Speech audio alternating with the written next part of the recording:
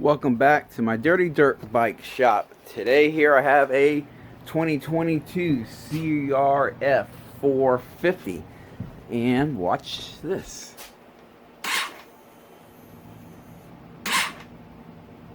Won't start. What I hear when I click the buttons, I hear the starter try to start. It starts to spin and it just pulls out. If you watch the other videos I have of these CRF450s and the 250Fs not starting, there's something that's real important that if you're working on this, you need to know about this bike. Where your standard electric start bikes like quads and most of your dirt bikes, the starter button is directly wired into the starter relay, which then sends power. Starter relays right here on this bike, which then sends power to the starter motor. These Hondas are different. This starter button is directly wired to the computer on the bike. CDI, PCM, whatever you want to call it. The computer of the bike is where it's directly wired to.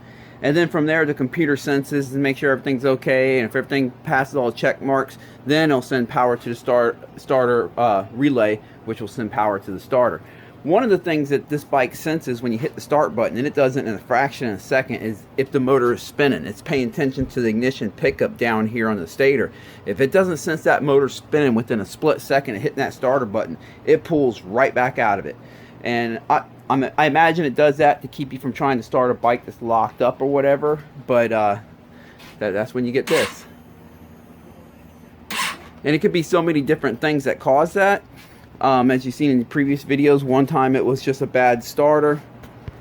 On this one, I'm guessing, I'm not for certain yet, but I'm guessing it's the starter clutch. I'm a little suspicious that it could be. So what I want to do is I want to verify the motor's spinning over. I'm going to pull this inspection cover off right here and just turn the motor over by hand. First, make sure the motor's not locked up. Also, if you check the description down below, I will have two links to two different videos on these CRF450s. Same thing, you hit the start button, it wouldn't start. On one video it ended up being the battery, on the other video it ended up being the starter motor itself, but I'll show you how I walked through to figure out what it was, so I replaced the right part. This takes just a 12mm socket. You pop it in here and you can pop that cover off. Inside that little cover is the main crank bolt. That's the bolt that goes right onto the crankshaft. It has an Allen head right in the middle that we can get in the hole to 8mm, and you can just connect it right there on that and spin the motor by hand. When spinning the crankshaft on any dirt bike, for the most part, it always spins the same direction the rear wheel turns when it's going forward. So that's what we're going to do here. Yeah, she's spinning good. Nothing abnormal, your normal compression and everything. So alright, that's good. So the motor's not locked up. So let's see if it spins the motor when we hit the button.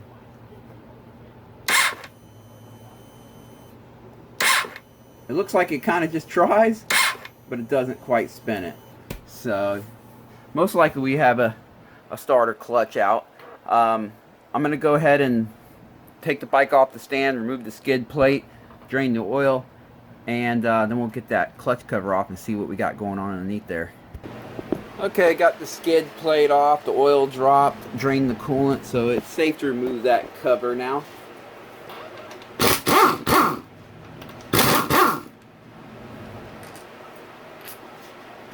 Get this out of the way first.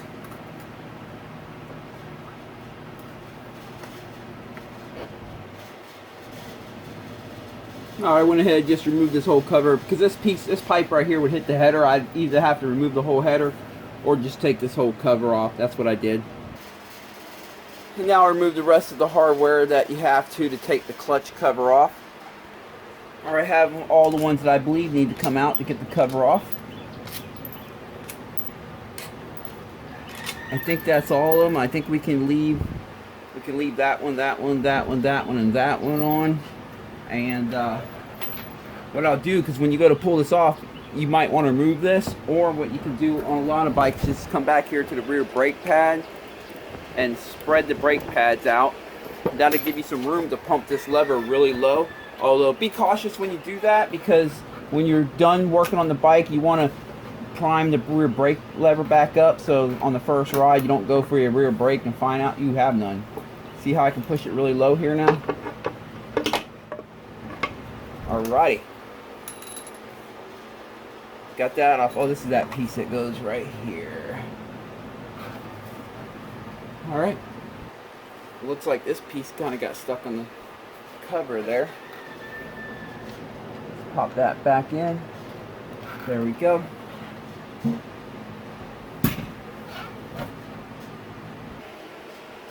Okay, I'll try to get you up in here. Here's your starter motor.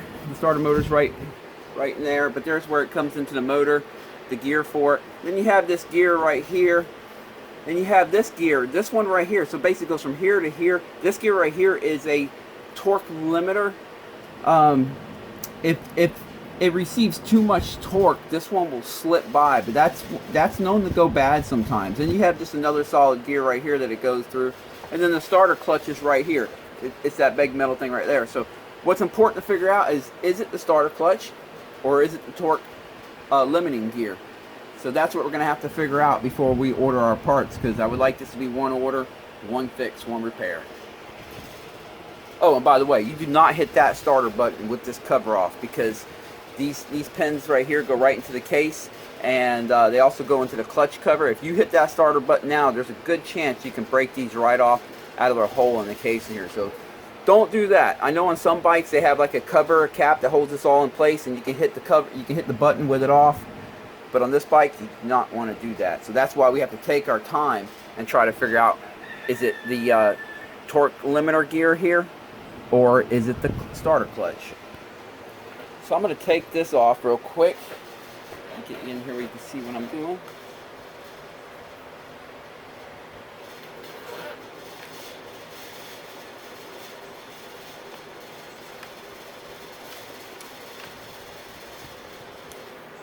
Both of these are the same size, they're the same pins, so it's not important to remember which one's which. We're good there. This is just a solid gear like I just mentioned. But this one right here, you can see has the stuff in the back right here. What I'm going to do is I'm going to take a Sharpie and mark this so I can see if it's slipping by. Alright, I've marked it right here and right there, so I'll be able to tell if it slips on by. Let me pop all this stuff back in.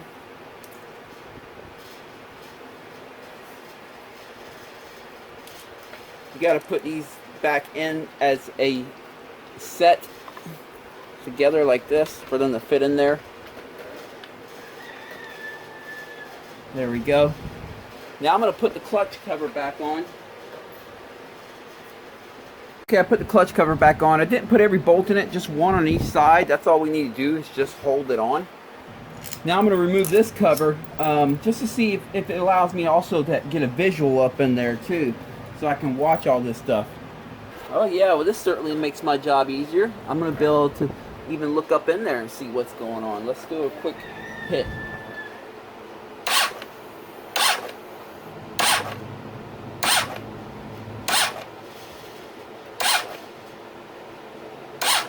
I can tell you right now, I can see where I'm going to do my best to get the camera in here to show you. Well, this is the best I can do, and I don't know if the camera's covering it well, but if you watch, not this gear right here, but the one that's above it and behind it. Let me move the clutch here a little bit, get you up in there. Not this gear, but the one that's above it and behind it right there. Watch that thing spin when I hit the button.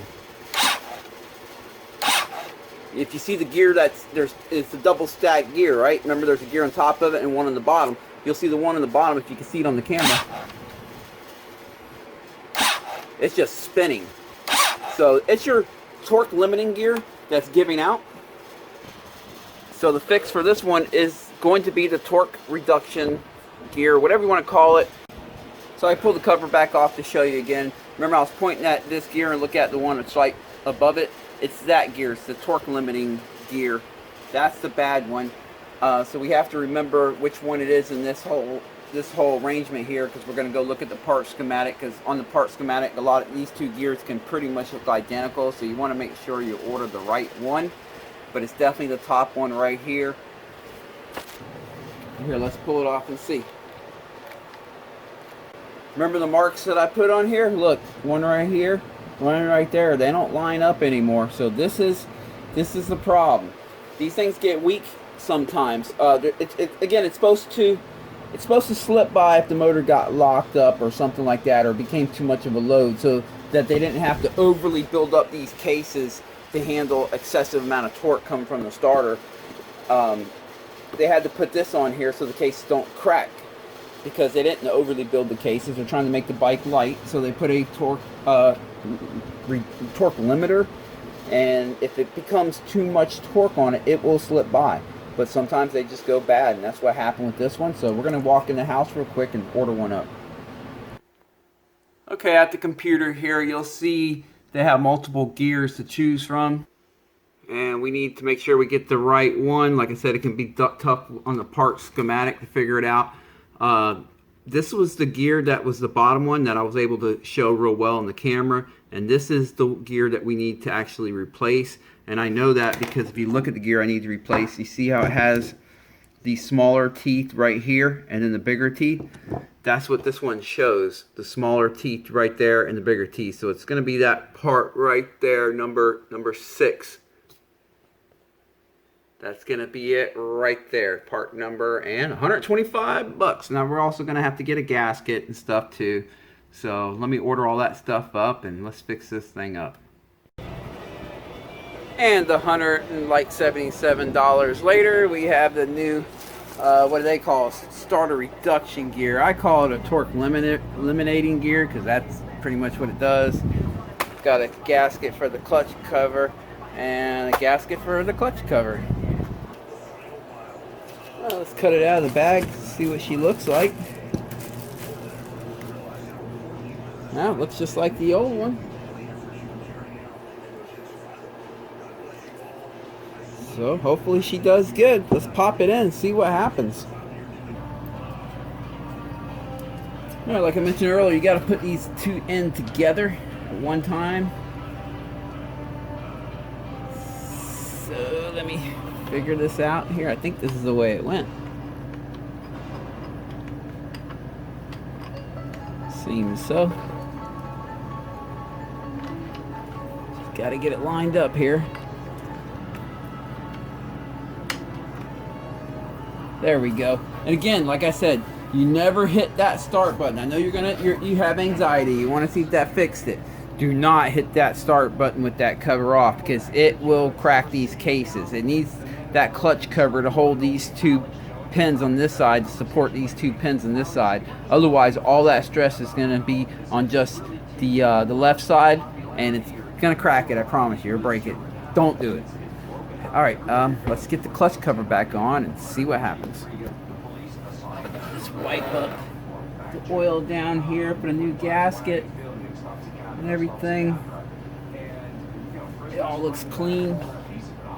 And a brand new gasket. Oftentimes these gaskets are reusable. They're steel shimmed with a rubber coating. So in a pinch, if you had to reuse it, like 9 times out of 10, they reseal. But we're getting a new one on this one. All right. Put the clutch cover on. There we go. Alright, I have 2 bolts holding the clutch cover on. That's all you need, just for safety reasons, just so you don't crack your cases. The clutch cover needs to be on. I have a bolt over here and a bolt down here, just enough holding on. Now there's no motor oil in it, so I definitely don't want it to start up. But all I'm going to do is just check to make sure that did the trick. If we see this whole clutch hub spin when I hit the starter button real quick, we know we're good. Let's see. But just in case it did fire, I'm going to keep my finger on the off button. We're good, guys. All I got to do is finish putting this thing together and she's going to fire right up. I'm going to put this cover on. I had to get a new O-ring on here because he had a split in it. He asked me to replace that while I had it off.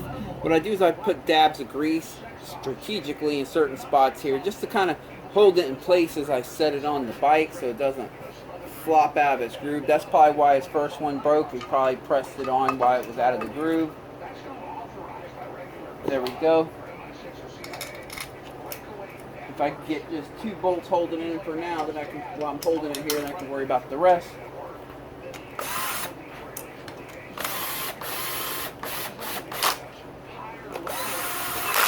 There we go. I'll get the rest now.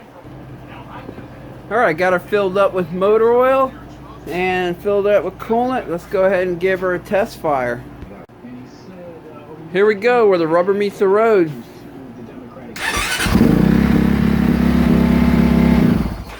She's good. Well, I still got to put the skid plate back on her, and I'm also going to try to remove this dent for him right here using some pressure and some MAP gas, but otherwise she's done and ready to go. So that's pretty much it for this one. She's going to live to see another day on the track. I appreciate you guys watching this, and if you enjoy this kind of stuff, go ahead and click subscribe, because I will have more videos like this coming. Peace.